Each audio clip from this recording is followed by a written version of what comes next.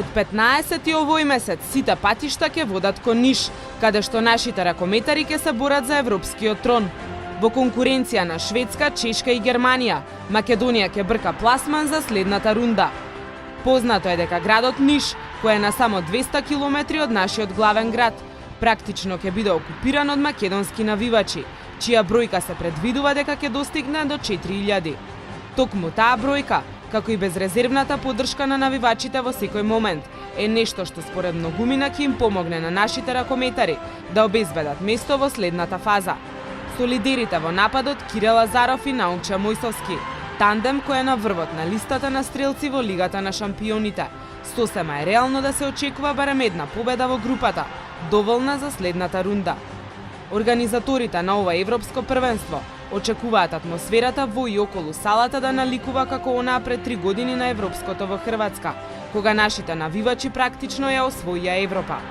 Патот до следната фаза не води преку Шведска, Германија и Чешка. Сосема очекувано, својата шанса ќе ја бараме во дуелот со чесите, кои според многумина се на исто ниво со нас. Сепак атмосферата од играње како на домашен терен би требало да ни донесе предност во клучниот надпревар. Фаворит за освојувањето на групата е Шведска, која го има најквалитетниот состав и покрај некои отсуства. Тандемот на Барселона Ким Андерсон Јохан Стросјан е главен во таборот на швеѓаните, кои очекуваат 3 победи во Ниш. На ова европско првенство германската репрезентација е енигма. Новиот селектор Мартин Хойбергер го наследува познатиот Хайнер Бранд, кој мина 14 години на клупата на панцерите. Тимот има подмладен, но сепак квалитетен. Сепак никој од нив не очекува да се борат за освојување медал.